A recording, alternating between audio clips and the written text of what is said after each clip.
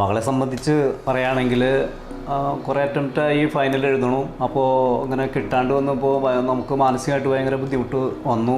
പിന്നെ ഇങ്ങനെ സിയറപ്പിനെ കുറിച്ച് അറിഞ്ഞു കഴിഞ്ഞപ്പോൾ തന്നെ ഉടനെ ഇവിടെ ഓഫീസായിട്ട് ബന്ധപ്പെട്ടു.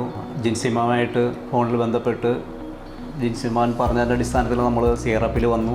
ആദ്യം മീറ്റ് ചെയ്ത് റിനിൻ സാറായിട്ടാണ്. അപ്പോൾ റിനിൻ സാറ് ചോദിച്ച ചോദ്യം എന്ന് പറയുകയാണെങ്കിൽ, എന്തുകൊണ്ട് ഇത്ര അറ്റംപ്റ്റ് എഴുതി കഴിഞ്ഞിട്ടും എന്തുകൊണ്ട് നീ പാസ്സാവുന്നില്ല എന്നുള്ളൊരു ചോദ്യമാണ് അവിടെ വന്നത്.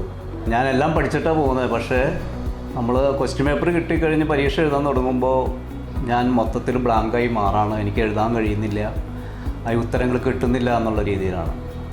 അവിടെയാണ് അവളെ ഈ രീതിയിലേക്ക് മാറ്റി, സിയറപ്പിൻ്റെ ആ ബ്ലാങ്കായി പോകുന്നതിനെ മാറ്റി എക്സാം പ്രാക്ടീസിലൂടെ എങ്ങനെ പരീക്ഷ എഴുതണം. അത് നമുക്കിപ്പോൾ എന്നെ സംബന്ധിച്ചോളം മനസ്സിലാക്കിയത് പല കുട്ടികൾക്കും എക്സാം എങ്ങനെ എഴുതണം എന്നുള്ളത്, അവരൊക്കെ പഠിക്കുന്നുണ്ടെങ്കിൽ പോലും എക്സാം എങ്ങനെ അത് എഴുതണം എന്നുള്ളത് പല കുട്ടികൾക്കും അറിയില്ല എന്നുള്ളതാണ്. അത് ഇവിടെ നമ്മുടെ സിയറപ്പിൽ അത് നേടിക്കൊടുക്കാൻ നമുക്ക് കഴിഞ്ഞു. ഫുഡ് ഇപ്പോൾ ഞങ്ങളായാലും വീട്ടിൽ നിന്ന് വന്നു കഴിഞ്ഞാൽ ഇവിടെ ഇപ്പോൾ വന്നു കഴിഞ്ഞാൽ നമുക്കും ഫുഡ് എപ്പോഴും ഇവിടെ ഉണ്ടാകും എന്നുള്ളതാണ്. അതുമാതിരി ഇവിടുത്തെ ഒരു അന്തരീക്ഷം കുട്ടികളെ സംബന്ധിച്ചിടത്തോളം പഠിക്കാൻ പറ്റിയ നല്ലൊരു അന്തരീക്ഷമാണ്.